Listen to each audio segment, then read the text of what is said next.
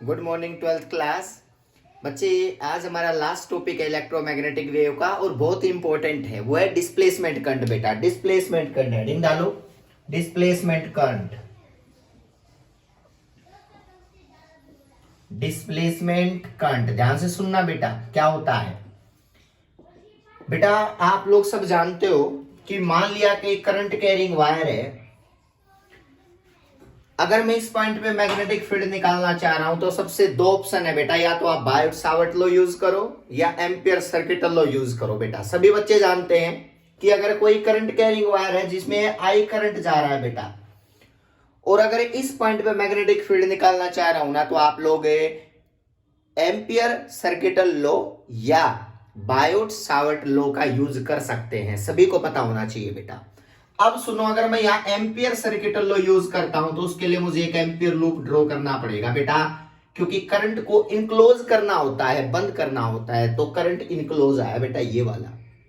Clear है? इस चीज पे एम्पियर ने बहुत सारी चीजें सही कही बेटा, बहुत सारी चीजें सही बताई, बट कुछ ऐसा आया बेटा जिसके बाद एम्पियर ने अपने आप को थोड़ा सा चेंज करना पड़ा बेटा। तो वो क्या स्टेटमेंट थी मैं आपको बता देता हूं बेटा। उन्होंने कहा कि यहां पे मान लिया एक कैपेसिटर प्लेट है, उन्होंने कहा कैपेसिटर प्लेट है, यहां से हम बैटरी को कनेक्ट कर देते हैं बेटा। ये बैटरी कनेक्टेड है, यहां पे बैटरी कनेक्टेड है, समझना।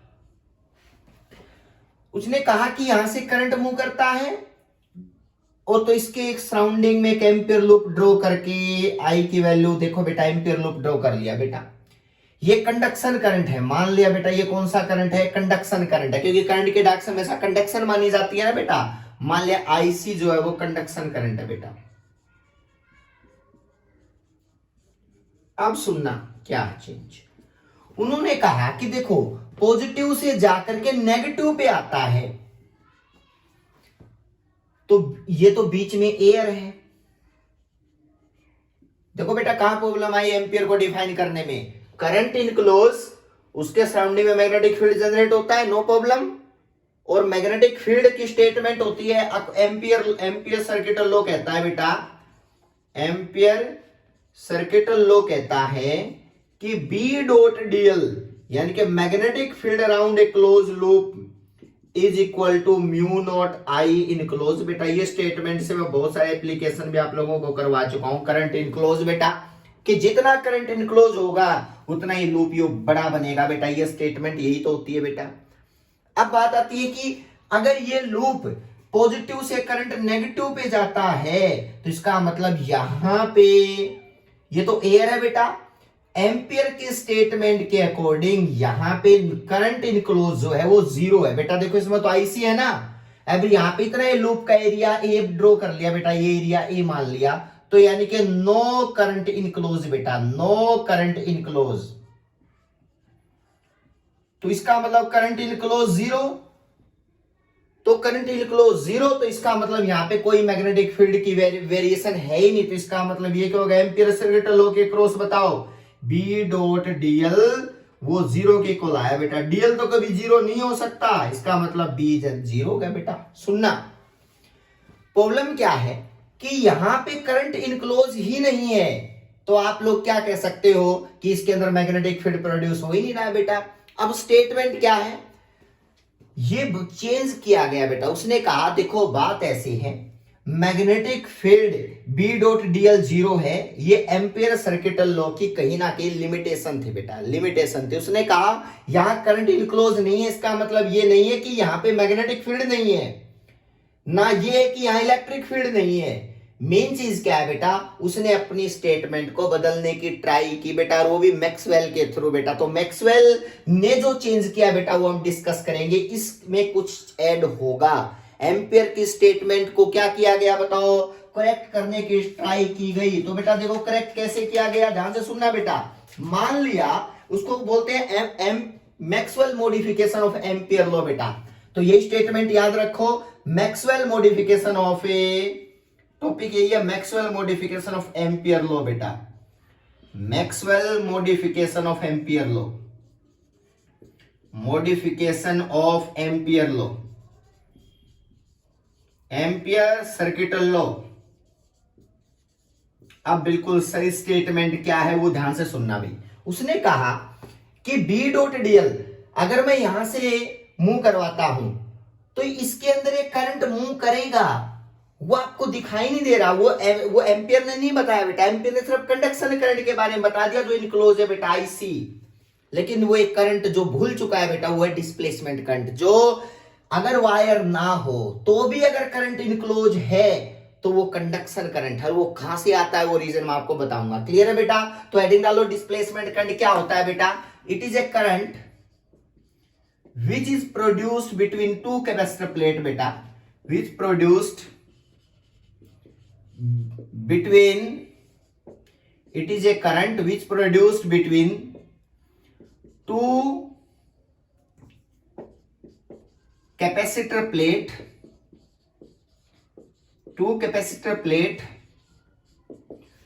when charge on the capacitor plate,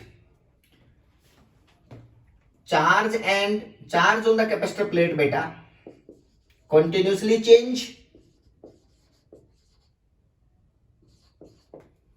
capacitor plate continuously change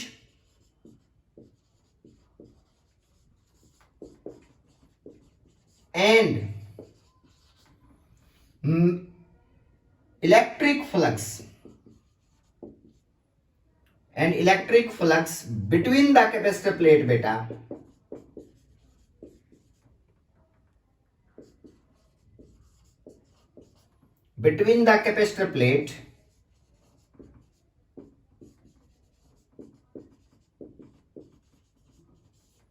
बेटा इसको रीजन ही यही है।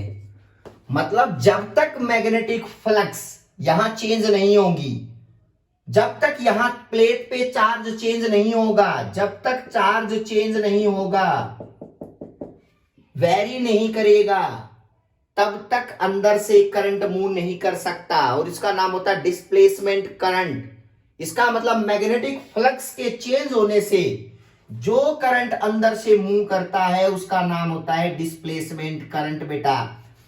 और वो तभी पॉसिबल है जब प्लेट पे चार्ज बार बार चेंज होगा बेटा, या तो वैल्यू इंक्रीज होगी या वैल्यू डिक्रीज होगी बेटा, उसकी वजह से ही फ्लक्स चेंज हो सकती है बेटा। रिलेशन करवाऊंगा मैं। तो इसका मतलब डिस्प्लेसमेंट करंट को आईडी से डिनोट करते हैं और इसकी वैल्यू फिक्स होती है बेटा, जो भी मैं प्रूव करवाऊंगा बेटा वही है प्रूव हमारा। कि भाई देखो डी आईडी जो होता है that is equal to epsilon naught D phi E by D T बेटा। ये इलेक्ट्रिक फील्ड इलेक्ट्रिक फ्लक्स का टाइम के साथ बदलना इनटू एप्सिलॉन नॉट, ये डिस्प्लेसमेंट करंट की वैल्यू है। और एम्पियर ने मॉडिफाई किया गया एम्पियर का लॉ मैक्सवेल के थ्रू, तो उसकी स्टेटमेंट बन गई B dot DL is equal to mu naught IC, मतलब वायर वाला करंट प्लस जहां वायर नहीं है बेटा वो फ्लक्स के बदलने से जो आया है बेटा ये यहां पे ये करंट। तो इसका मतलब अंदर करंट होगा एयर में भी, जो यहां बिटवीन प्लेट में है, प्लेट के बिटवीन जो एयर है बेटा, यहां वायर नहीं है लेकिन फिर भी करंट होगा। वो करंट कौन सा है? जो यहां इन दोनों प्लेट के बीच में इलेक्ट्रिक फ्लक्स बदलने से जनरेट हुआ है बेटा, और दैट इज डिस्प्लेसमेंट करंट। कौन सा करंट है बताओ? Displacement current. वैल्यू कितनी है?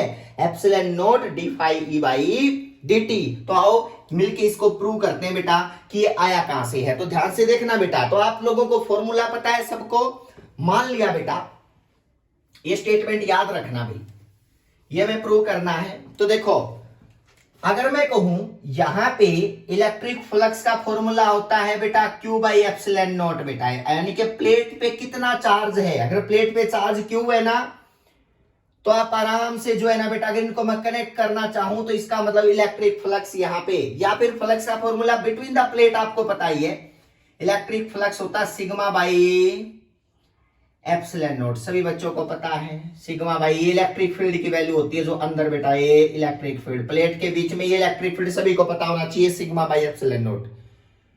अब सिग्मा बाई एप्सिलॉन नॉट यहां पे ई इंटू में, और सिग्मा क्या है बताओ? सिग्मा होती है बेटा सरफेस चार्ज डेंसिटी। सभी बच्चे जानते हैं दो प्लेट के बीच में जो सिग्मा होती है बेटा इलेक्ट्रिक फील्ड की वैल्यू, वो सिग्मा बाई एप्सिलॉन नॉट होती है बेटा। और सिग्मा होती है सरफेस चार्ज डेंसिटी प्लेट के ऊपर कितनी है बेटा। क्लियर है? तो सुनना, सिग्मा होता है बेटा चार्ज पर यूनिट एरिया। तो इसका मतलब सिग्मा की वैल्यू यहां पुट करोगे तो इलेक्ट्रिक फील्ड की वैल्यू पता है कितनी आई? इलेक्ट्रिक फील्ड की वैल्यू आ गई बेटा Q by A into epsilon not.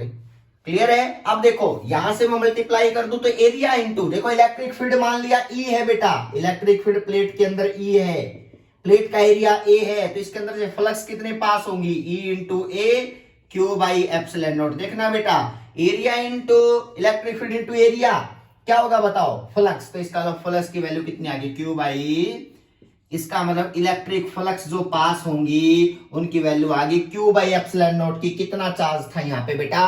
That is equal to 5E। Formula बिल्कुल क्लियर होना चाहिए बेटा, ये फॉर्मूला दो प्लेट के बीच का। अगर यहाँ पॉजिटिव प्लेट है और यहाँ पे बच्चे नेगेटिव प्लेट है तो आपसे मैं पूछता हूं बताओ अंदर इलेक्ट्रिक फील्ड कितना? तो इलेक्ट्रिक फील्ड की वैल्यू मैं कंप्लीट करवा चुका हूं इलेक्ट्रोस्टैटिक में, सिग्मा बाई एप्सिलॉन नॉट। और सिग्मा होता है charge per unit area, surface charge density बेटा, यहां पे लिख लो सरफेस चार्ज डेंसिटी बेटा, प्लेट की बेटा सरफेस चार्ज डेंसिटी। अब बात आती है ठीक है सर ये वैल्यू में लिख देंगे यहाँ पे Q एप्सिलॉन। इस इक्वेशन को बस डिफरेंशिएट कर लो बेटा विद रिस्पेक्ट टू टाइम। तो क्या रिलेशन बन गया बताओ? इसको अगर डिफरेंशिएट करता हूं तो ये बन गया D phi E by D T is equal to 1 by epsilon naught D Q by D T. बेटा यही होता है वो डिस्प्लेसमेंट करंट चार्ज के बदलने से। प्लेट में बताया था ना बेटा डेफिनेशन में, अगर प्लेट पे चार्ज बदलने से जो इलेक्ट्रिक फील्ड प्रोड्यूस होगा that is equal to displacement current. तो d Q by D t ये यहां पे करंट डिस्प्लेसमेंट करंट है, सिंपल नहीं है बेटा, आईडी।